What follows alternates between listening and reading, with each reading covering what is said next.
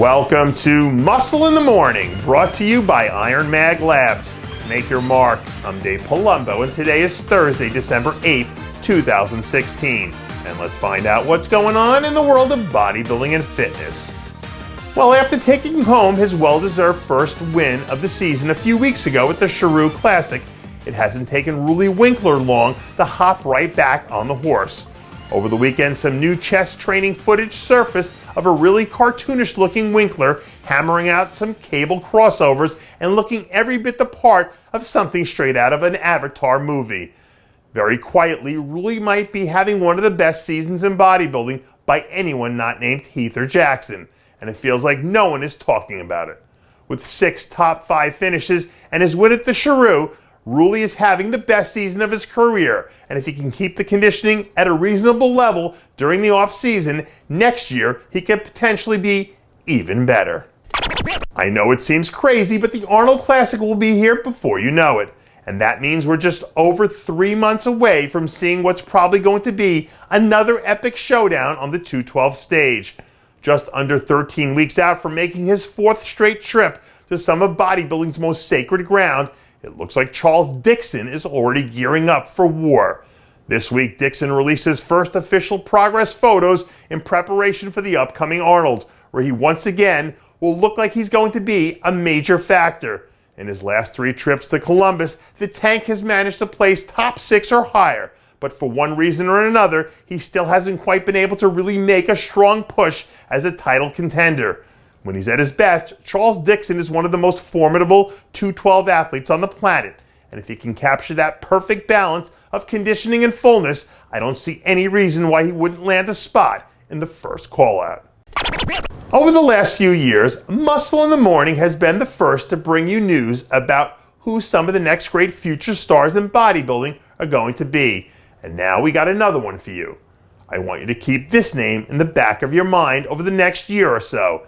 Nicolas Vullioud. The former Arnold amateur and IFBB Swiss Junior overall champion has yet to make his pro debut, but something tells me that might not be the case for too much longer. Some recent progress photos show the 20-something soon-to-be rookie looking every bit the part of someone who is tailor-made to step right in and make an immediate impact in the 212 division, similar to the way Ahmad Ashkenani did earlier this season. And if this kid figures out a way to shore up his conditioning, things in the 212 division are going to get a whole lot more interesting in 2017. How do you celebrate earning your IFBB Pro card and becoming the newest member of the sport's most exciting division? Well, if your name is George Peterson, it means you celebrate the old-fashioned way with a gut-wrenching set of squats. Over the weekend, the newest member of the Classic Physique division released some footage from one of his first official training sessions as an IFBB Pro, where we see the soon-to-be rookie blasting his legs into submission. For as impressive as Peterson was in his big victory down in Miami, now is the time for him to really bear down and put his nose to the grindstone if he's going to step on stage next season and bang with the big boys. From a structural standpoint, Peterson has what it takes to compete at the highest level, but he's going to want to continue filling out that frame a bit if he wants to put himself in contention and actually contend for some victories in 2017. George Peterson won't be the only young gun looking to make his presence felt in Classic Physique next year. Former NPC Team Universe overall winner Jay Amato is also looking to take the next step in 2017.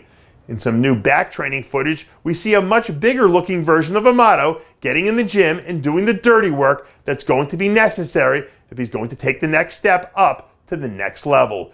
During the 2 contests in this year's rookie campaign, Amato definitely showed some flashes of potential, especially with his 10th place finish at the Tampa Pro.